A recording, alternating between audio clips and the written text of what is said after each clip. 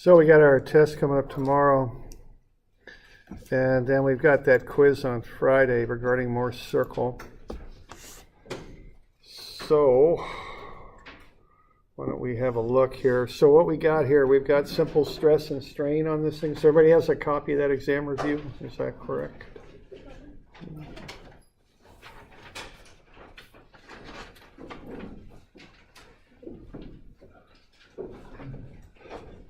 Okay, so simple stress and strain. Okay, and we can find internal forces and stresses when multiple forces are applied. So that's a big part of what we do in strengths. We find the force inside the member, because that's what we're designing it on. That's what we analyze it on, are those internal forces.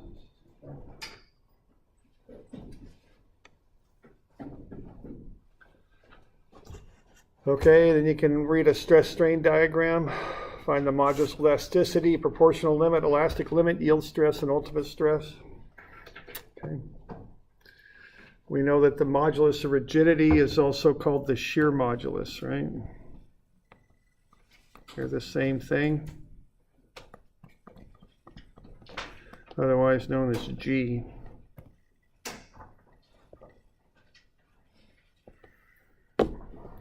We know Poisson's ratio is used to find lateral strain.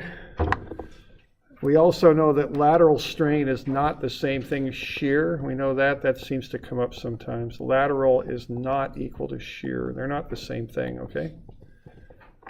We know that. Axial deformation, delta is PL over AE. We can identify something if it's statically indeterminate and then use the PL over AE stuff to solve it out. Okay? You can handle temperature-induced stress and strain. Use the final temperature as your initial condition. Axial loading, we know that if you pull on something or push on something just straight on, you also get shears on the angled planes in there. We know what the reference plane is to use on that. We can do the biaxial stuff, state of stress at a given angle. If you're given an angle, you just plug it in. That's all you do. If you need to find the max or min principal stresses, you got to find the angle first, plug it in to get the normal stress, add 45 to it to get the shear. Okay, so those are the two branches of that.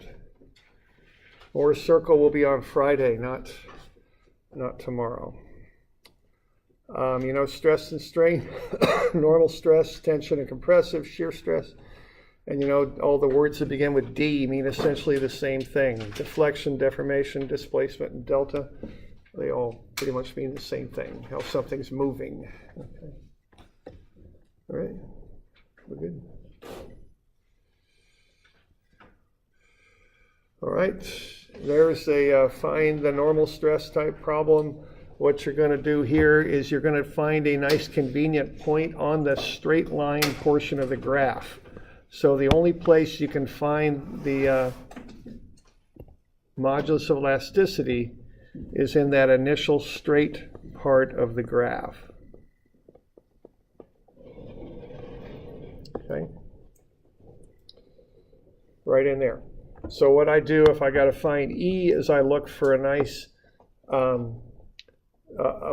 clean point. You can see it right there. It's obviously 2 and 0.04, okay? So you can divide those out and get E. Watch the units. Strain is unitless. Normal stress is in megapascals there, okay? Y'all okay with that one? Any questions? Okay. So there you go. Just take the stress on the y-axis, divide it by the strain on the x-axis.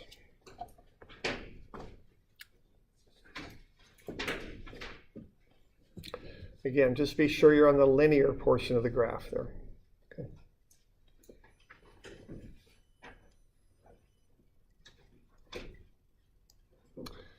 All right, this next one, what you want to do on this is find the internal loads and then apply delta as PL over AE.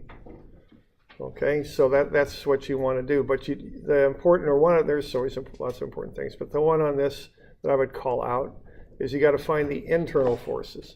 So to do that, find the reaction and then make a cut through that bar and solve for the internal forces.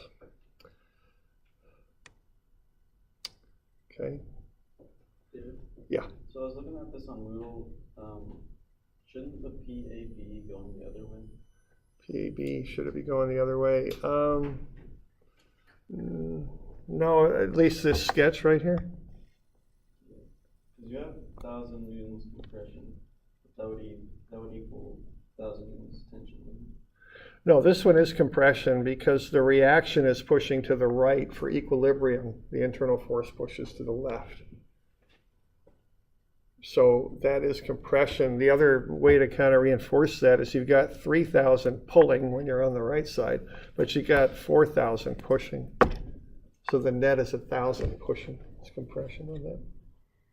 Okay. All right. You can just look at those little free body diagrams you can build and pick the sign basically if Yeah. got something there. Yeah, right. Yeah. And you can draw either side for a free body diagram if you like. Yeah. So we got AB is 1,000 compression, BC is 3,000 tension. Yeah, just be sure that you're doing those free body diagrams in some fashion to get those internal forces. That's what you need to do. Okay. And then in this case, I'm just dividing out the area. Okay. And I'm getting no, I'm not. I'm finding the area. Okay. So what I've got now is I've got those internal loads. I've got the area. I've got the length, and I'm given E up there. So you just combine them, PL over AE. And you get delta for each section of that bar. Here's delta from A to B. There's delta from B to C. So to get the net delta of point C, you add those two effects together. Because AB here is getting shorter. BC is getting quite a bit longer though. So BC is lengthening more than AB is shortening. So C is going to move to the right. Okay, so you got to add the effects cumulatively starting from your reference point out. Okay.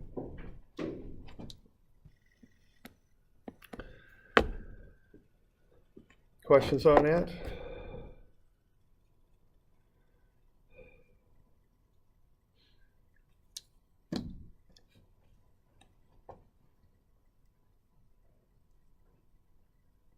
All right.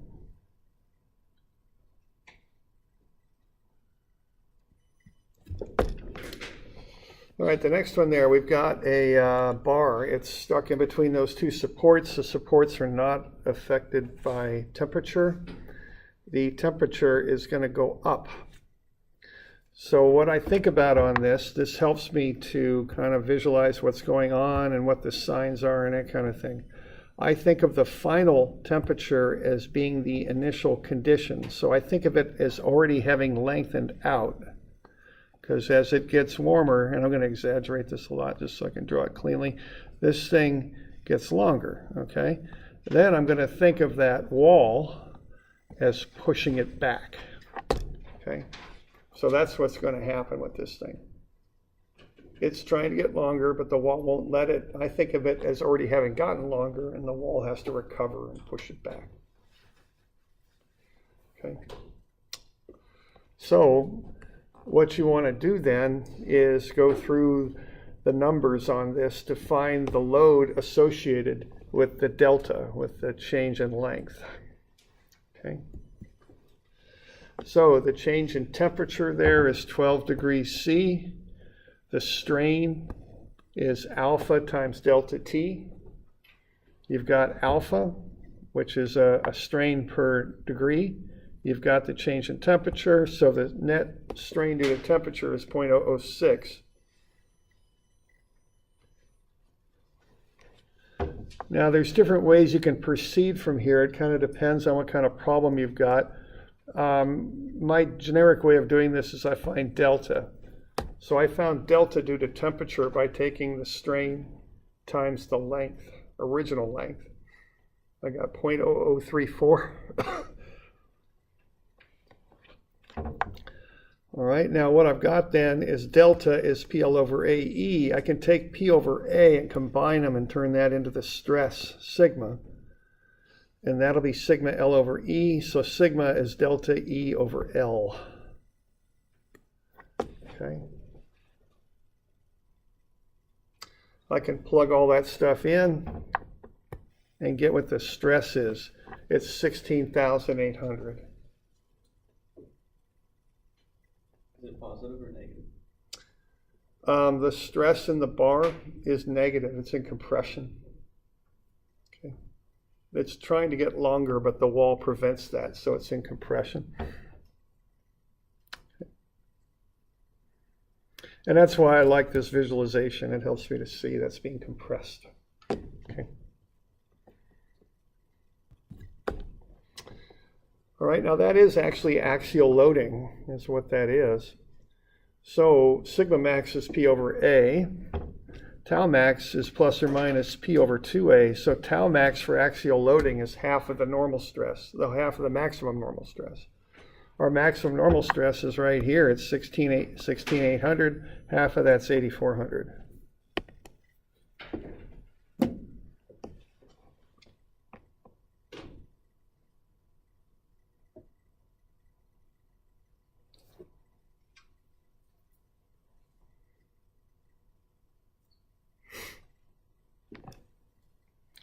Okay.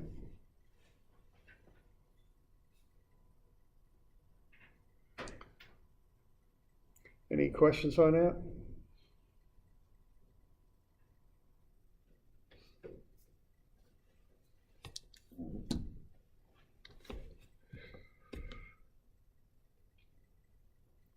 So there you go. So there's the axial stress and the shear stress in that bar. The axial stress comes from a temperature analysis. The shear stress comes from realizing it's axial loading. And tau max is half of the sigma max. Okay.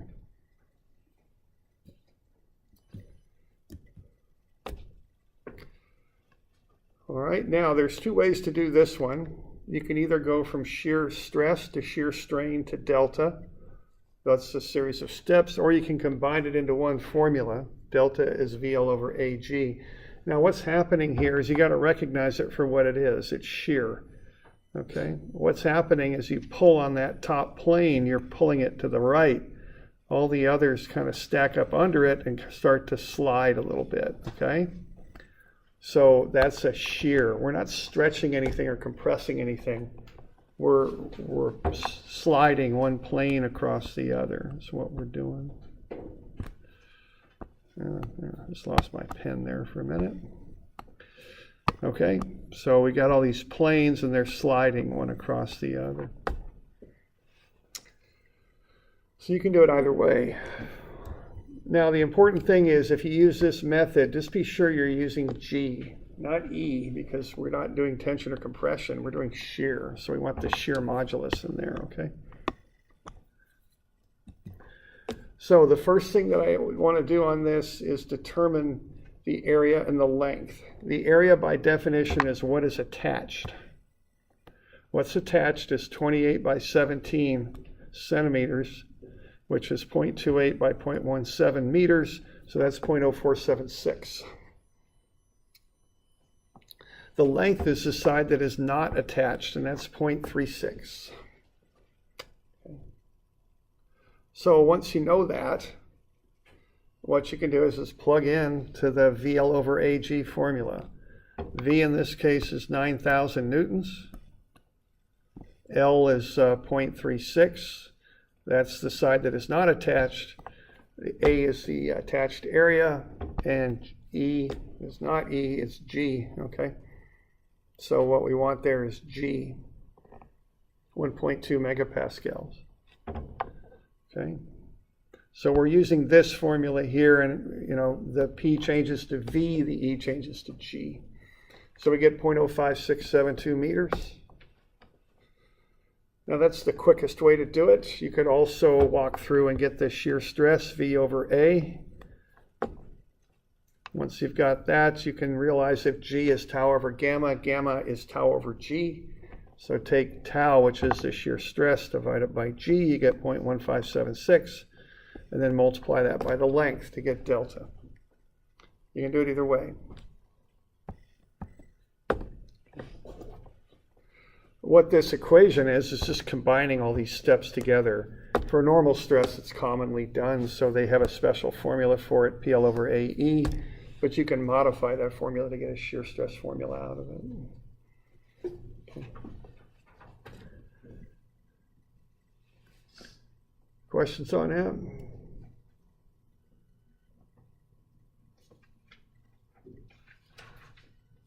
Okay.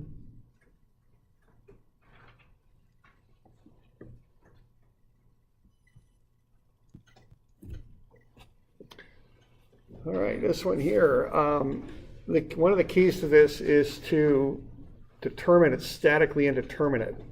The reason is you've got three forces pushing up. Okay, with three forces pushing up, you don't have enough statics equations to solve it. You know, the statics equations are sum of Fy equals 0, sum of Fx equals 0, and sum of m about some point equals 0. Well, we can't use this one because there aren't any forces in the x direction. So that gets us down to just two usable statics equations, and there's three unknowns. So that's too much. That's statically indeterminate. So what you're going to do with this is do what statics you can with it. You know the sum of the three forces is what's applied, 180,000 newtons. You know that. Okay, right there.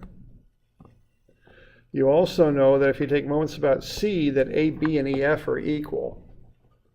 So using that information, you can boil this down to 2 PAB plus PCD is 180,000. But that's as far as you can go with statics. How did you decide to take the moment about C? I just want to show that AB and EF are equal. You know, that's why I did that, because taking moments about C eliminates C from the equation. So it boils the equation down to simply terms of AB and EF. So I'm relating AB to EF is what I'm doing. When I look at it, I got a pretty good inclination they're equal to each other because of the symmetry. But that's just more kind of a proof on it, really. And it's also showing the use of another statics equation. I mean, you can really kind of look at it and figure that out, you know. But you don't take into consideration the load from the water there, pressing down when you do a moment? The load from the water, yeah, you would actually. You know, it's a good point. Well, actually, no, you don't. And the reason you don't have to, because the moment arm on that is 0. The load from the tank is right at the centroid of the tank, which pushes right down on C, so there's no moment caused by that water. Right. So if you were to try to take a moment about one of those others, you'd have to consider that. Yes. Right. Yeah. And you'd also pick up CD. I mean, you could do it, but you wouldn't gain anything from it. Right. You can't just run redundant statics equations. You know, they zero out if you run more than the allowable, than the number you actually have to use, if you know what I mean. Okay. All right. Okay. So statics got us here. You get the areas. You always want those when you're doing these. So I went ahead and did those just because I had some space on the page to do it. Okay. So I got the areas. I did the statics. Now I got to do the strengths. Okay. And this is kind of a first step. You know, you'll do much more of this where you end up using energy methods to solve out statically indeterminate problems. This is kind of the first step in that chain, you might say. So what we've got here is delta AB is delta CD. That whole thing's just going to move down level. It's not going to tip or anything like that because of the symmetry. So the deltas in both of those struts, so both of those posts, is going to be equal. And the delta is PL over AE. So I can run that through, and that's going to involve PAB and PCD. Okay, I don't need to throw in an extra EF equation. It's not going to get me anything. I've already got this statics equation boiled down to AB and CD. Okay, so I just cancel out the E there because it's the same on either side. And I just go PL over AE for each side and work it through, and I get PAB as PCD over 3. Okay. So now I've got a substitution. I can put that in for PAB. So now I've got 1.67 PCD is 180,000, so PCD is 108,000. And then I can put that into my delta as PL over AE equation, and I can get the delta, 0.001175 meters. Okay?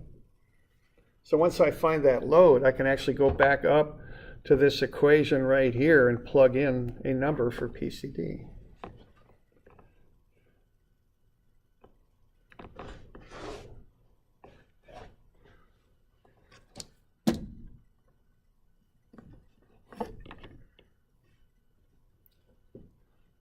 So we good with that? Any questions on that bit? So once you see something statically indeterminate, go into this mode here of using delta as PL over AE, okay?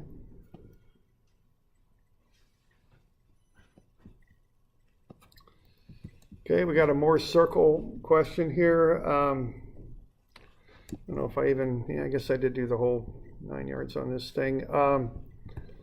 This is just another one for you to run through. If you've done the 2 homework problems, I'll try and get those back to you tomorrow. And I don't know if I'll go through this. If you got questions on it, I'll take them on Thursday, okay? But, there's a limit to how much watching me really helps you to figure this stuff out, I think. So, why don't you do that one? And if you got questions, I'll take them, okay? We won't see this until Friday? Right, yeah, no more circle tomorrow. It's all on Friday. Okay. All right, then we've got plane of stress is shown. Find the normal stress on AB and show what it would look like if that stress caused it to fail. Okay, so I just write down the stuff that I'm given. You've got all 3 stresses that are positive. Sigma X is positive 110, sigma Y is 90, positive. The shear is this shear right here that I'm outlining. That one will rotate the element counterclockwise, which just like a moment is positive, okay? So the reference shear, tau xy, is also positive. Now the angle for normal stress, or for stress, is always measured from the vertical plane. Okay. So it's counterclockwise positive. So that angle theta is a positive 48. Double it, you get 96. Okay.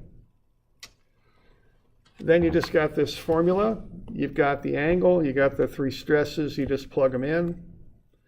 And you can get to sigma x1 at 48 degrees is 129 megapascals tension. Okay. Now so we got any questions on that?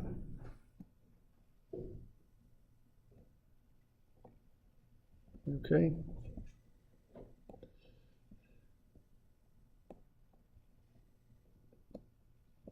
Will this also be on Friday? No. This will be Oh. Wednesday. Correct. Okay. Yeah, this stuff will be Wednesday. The biaxial stress stuff.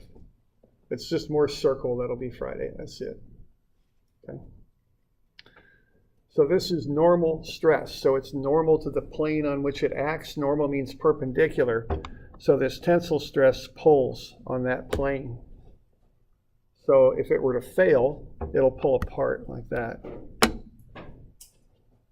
Okay.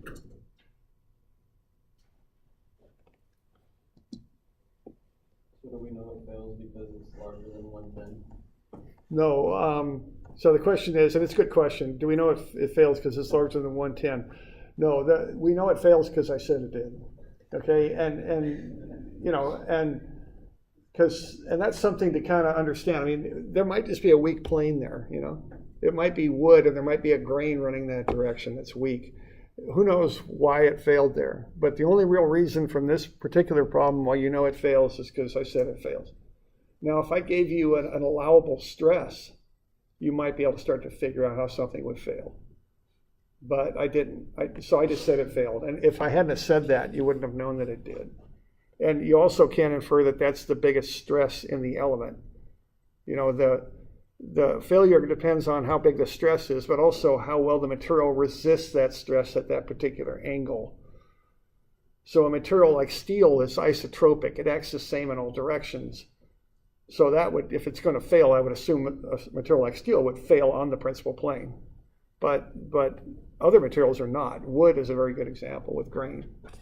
So, you know, you can't always assume that the biggest stress will fail something. Sometimes it's the nature of the material. It has a weak plane somewhere, and that's where it fails.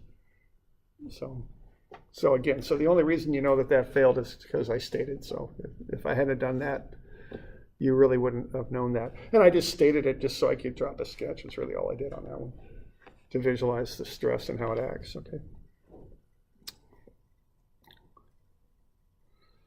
All right. Other questions on this stuff? Yeah.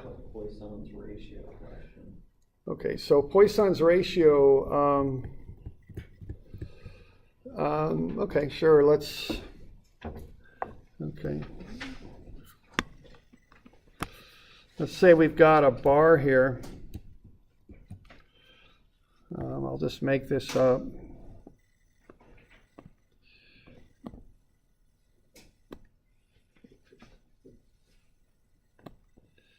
And let's pull on it.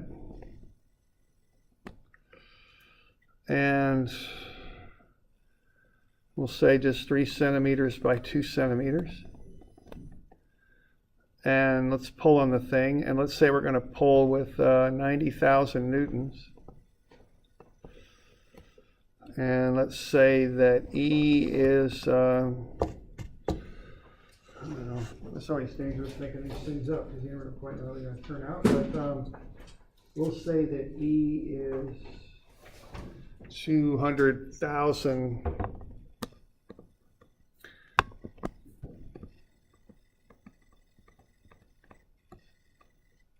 newtons per meter squared. We'll say that Poisson's ratio is 0.4.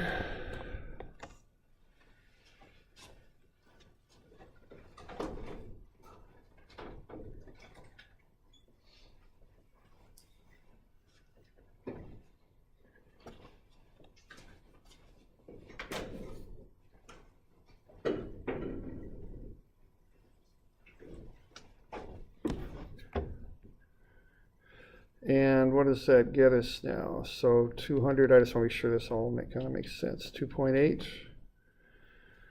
And we'll say that this is 71.4.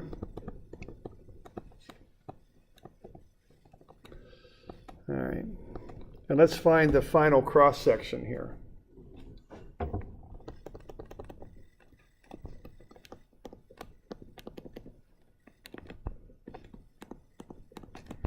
And like I said, I just made this up.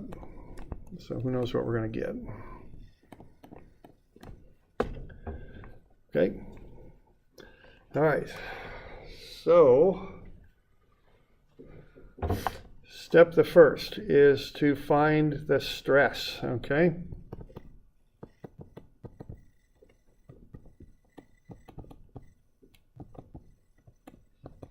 Okay. We okay with that? So, to find the stress, we need that area.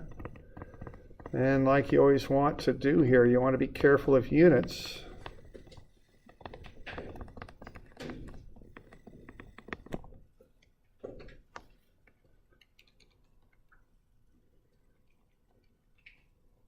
I dropped a 0 in there, I think. 3 zeros. Okay. Yeah, that makes sense. Okay.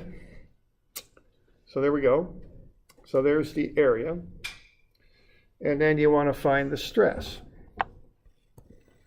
So take the load and divide it by the area.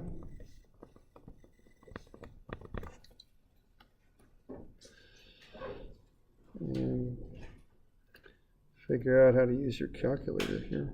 I guess we'll just have to type it again. So 90,000 divided by 0.0006. So that's a lot. Is that 150 million? I think it is, but I'm not sure. 15 million. 15 million? Okay, good. I got 150, I think. 150? Okay, all right. All right, so that's the stress.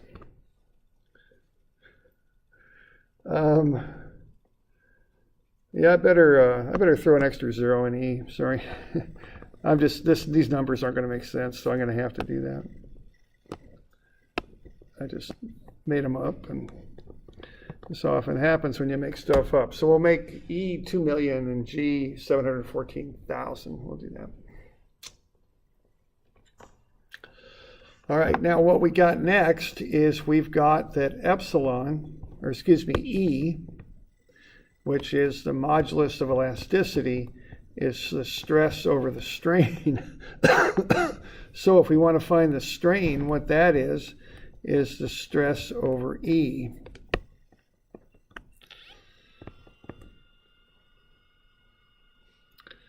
Okay. So that's 150 million newtons per meter squared divided by, is that 150 million? Good Lord.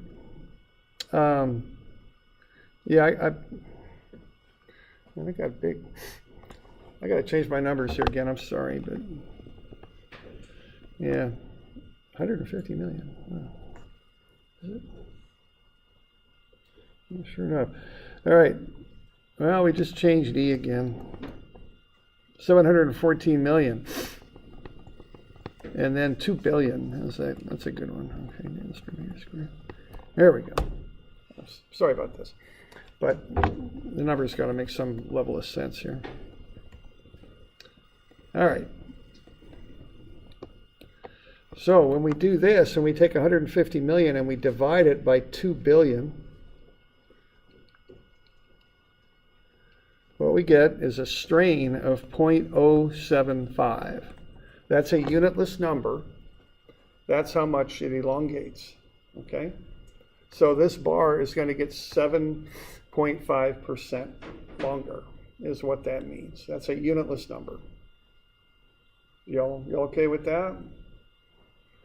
Now, what you do with Poisson's ratio is you find the lateral strain, because when that bar gets longer, it will also get thinner. And I'd sketch that for you, but it would just be a mess. It's hard to sketch all that stuff, all three at once. But as it gets longer, it gets thinner. So Poisson's ratio tells you how that works. So what Poisson's ratio is minus the lateral strain over the axial strain.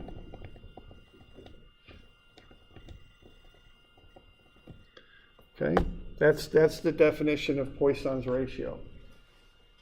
And it's on your formula sheet, upper left corner there on the front, number 8. Okay. So if you want to find the lateral strain, which is what we want, see, lateral means side. And you see that word in a fish's lateral fin. You've also got muscles that they call laterals. They call them lats. They're on the side of your trunk of your body. Okay, so that's the meaning of that.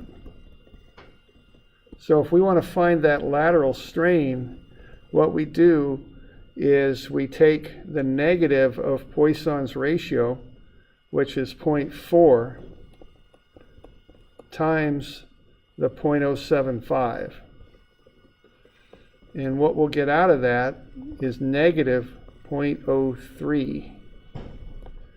Okay, so what that means are those dimensions on the side are going to get 3% less. Okay.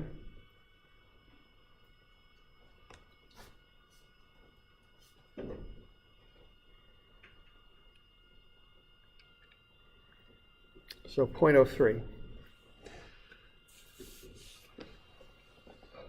so that's using Poisson's ratio here, okay? So now we can look at that cross section and realize those dimensions both will get 3% less. We can figure out what the final dimensions are going to be. Okay. So we good on this here so far? You also take the deformation over the length to get the. You'd have to know what the deformation is. So say if you do though, what I'm trying to figure out is, do you need to use the new length or the Use the original length. original length? And it's just a convention, a default. Okay. If you have any doubt, always use the original length. Okay. Okay. And keep in mind, for most engineering materials, they're not gonna be that much different anyway, the two lengths. So use the original is what you do. And also in this class, sometimes I exaggerate deformations just so your answers aren't like 10 zeros in a number, or especially if you have to sketch something, it just gets ridiculous. So I kind of tweak things. You're not going to see 3% deformation in a material that you're going to build anything out of unless it's plastic or something like that. Okay, so just keep in mind I'm exaggerating this stuff too. Okay. Yeah, okay. All right, so we're getting 3% less. Now we have, so the final length of something is the original length plus delta. But what delta is the strain times the original length. So the final length then is L0 plus epsilon L0. So the final length then is L0 times 1 plus epsilon.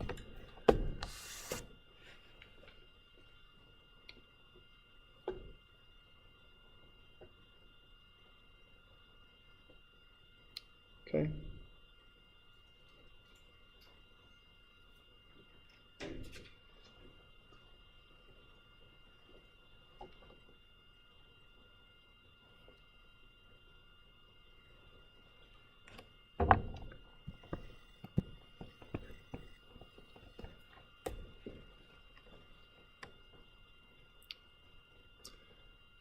All right, so that's the quick way to get to a final length. So if you want that, then what you would do, you take the 2 centimeters times 1 minus what is essentially not a percentage elongation or shortening, but a proportion of elongation or shortening, which is 0.03, okay? That's why this works. I mean, you can kind of do this little derivation here if you want, but I just look at this, okay?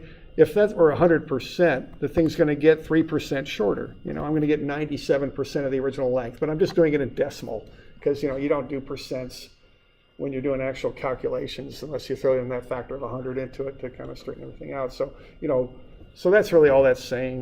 So what we're saying here, if it gets 3% less, is the final length will be 97% of the original length. That's all that's being done here, okay? So you don't need to do the whole derivation or anything. Just remember that. And you're going to get, what, 1.94, right?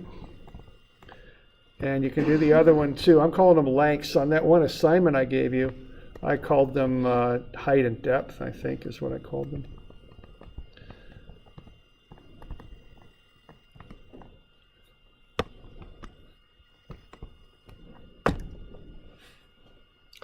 All right.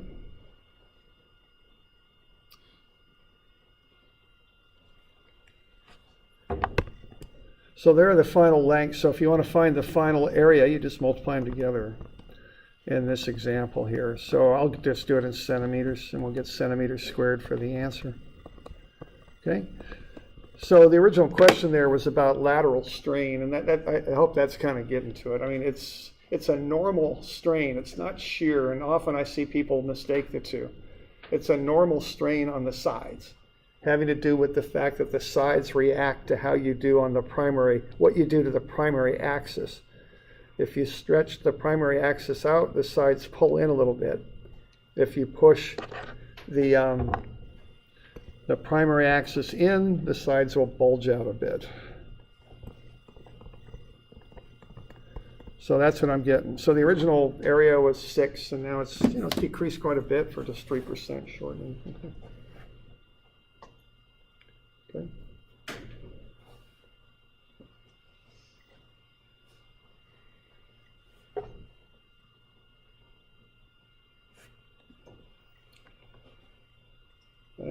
Any questions on that one?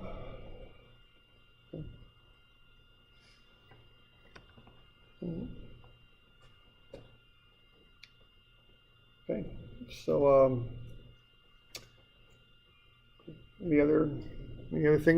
anything else come up? We got about 5 minutes.